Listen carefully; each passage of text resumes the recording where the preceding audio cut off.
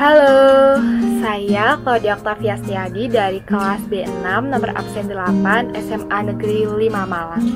Di sini saya akan memenuhi ujian praktik kimia dengan menganalisis suatu produk kimia yaitu berupa pasta gigi yang mencegah gigi berlubang.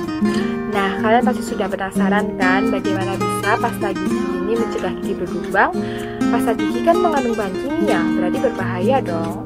Atau ada juga yang bertanya-tanya, aku sudah rajin sikat gigi, tapi kok gigi aku berlubang ya?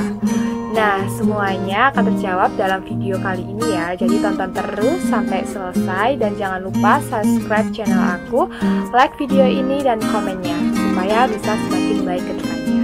Oke, langsung saja disimak videonya ya. Pasta gigi adalah sejenis pasta yang digunakan untuk membersihkan gigi. Biasa digunakan dengan sikat gigi. Di Indonesia, pasta gigi sering juga disebut odol. Sebenarnya, odol adalah salah satu merek pasta gigi asal Jerman yang dibawa oleh para tentara Hindia Belanda.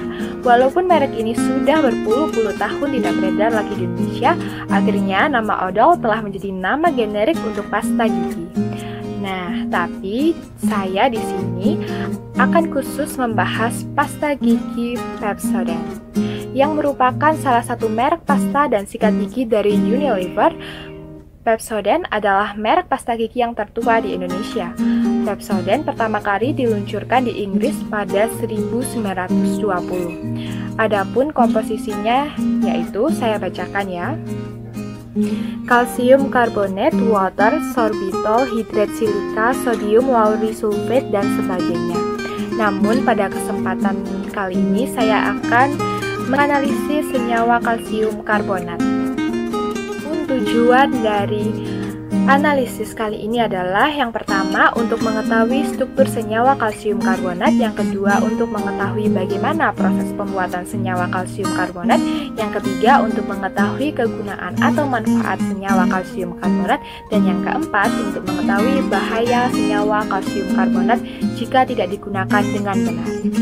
Kemudian, untuk sumber referensi dan studi literatur, saya mencari dari internet seperti Wikipedia, artikel atau jurnal penelitian, dan sumber website lainnya. Untuk analisis produk kimia dengan nama IUPAC senyawa kimia yaitu kalsium karbonat. Nah, struktur kalsium karbonat ialah senyawa kimia dengan rumus formula CaCO3 termasuk golongan garam logam. Senyawa ini merupakan bahan yang umum dijumpai pada batu di semua bagian dunia dan merupakan komponen utama cangkang organisme laut, siput, bola arang, mutiara, dan kulit telur. Kalsium karbonat ialah bahan aktif di dalam dapur pertanian dan tercipta apabila ion Ca di dalam air keras bereaksi dengan ion karbonat menciptakan lime scale. Ini biasanya digunakan dalam pengobatan sebagai tambahan kalsium atau sebagai antasida, tetapi konsumsi berlebihan bisa berbahaya.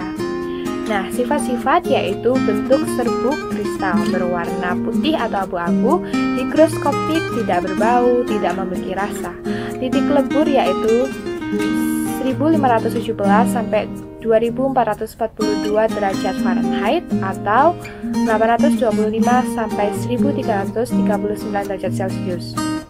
Dengan pH 8 sampai 9, penguapan 0,0% dan hampir tidak larut dalam air, tetapi larut dalam asam asetat, asam hidroklorik, asam nitrat, asam lainnya, larutan amonium klorida, serta tidak larut dalam alkohol.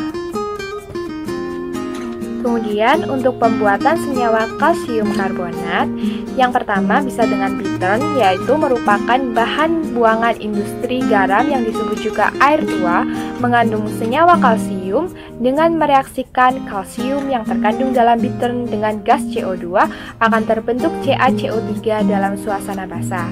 Kemudian yang kedua ada kalsium karbonat, yang merupakan salah satu komponen utama dari kerak yang banyak dijumpai. Pertumbuhan kerak kalsium karbonat atau CaCO3 dalam pipa uji dengan mereaksikan CaCl2 dan Na2CO3 dengan laju alir.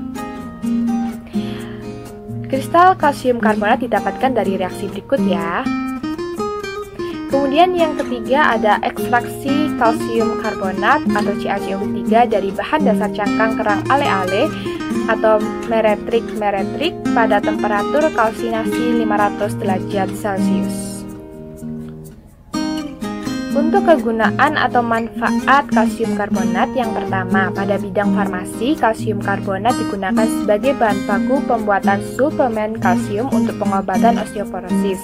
Kemudian yang kedua, pada bidang pertanian, kalsium karbonat digunakan untuk meningkatkan penyerapan zat-zat hara penting seperti nitrogen, fosfat, dan kalium dari dalam tanah yang bersifat asam oleh tanah. Kemudian yang ketiga, bahan pengembang untuk kue yaitu baking powder terbuat dari kalsium karbonat. Kemudian yang keempat, kapur papan tulis yang digunakan di sekolah juga terbuat dari kalsium karbonat loh. Dan yang terakhir dan tentunya kalsium karbonat merupakan bahan pembuat pasta gigi yang menggunakan bahan kimia sebagai bahan bakunya. Kemudian, apa sih bahaya jika tidak digunakan dengan benar? Nah, bahaya utama terhadap kesehatan yaitu iritasi kulit dan mata. Kondisi kesehatan yang dapat diperburuk oleh paparan terhadap bahan ini adalah gangguan sistem darah, gangguan saluran pencernaan, gangguan hormonal, gangguan ginjal, dan gangguan metabolik. Kemudian rute paparan jangka pendek seperti terhirup iritasi mekanik, kontak dengan kulit iritasi, kontak dengan mata iritasi, produk air mata meningkat, dan kemudian untuk jangka panjangnya bisa menyebabkan muntah atau nyeri lambung jika tertelan. Kemudian untuk kesimpulannya, jadi kalsium karbonat dapat mencegah gigi berlubang dalam kandungan pasta gigi karena mengandung kalsiumnya yang dapat menguatkan gigi. Selain itu didukung oleh fluoride adalah mineral yang terjadi secara alami, membantu mencegah gigi berlubang pada anak-anak dan orang dewasa, dan membuat permukaan luar gigi atau enamel lebih kuat terhadap serangan asam yang menyebabkan kerusakan gigi. Sehingga sekarang kita tahu ya kalau bahan kimia nggak selalu berbahaya asal digunakan dengan benar sesuai dosis dan anjuran pemakaiannya. Nah, memang rajin sikat gigi 2 kali sehari bisa mencegah gigi berlubang, tapi juga banyak faktor yang bisa menyebabkan gigi berlubang, seperti tidak menggunakan pasta gigi yang mengandung fluoride. Kemudian, terlalu banyak mengonsumsi makanan atau minuman yang manis atau asam, kemudian juga mungkin mulut kering, dan ada juga yang menderita gangguan makan, misalnya anoreksia atau bulimia, dan penyakit reflux asam lambung.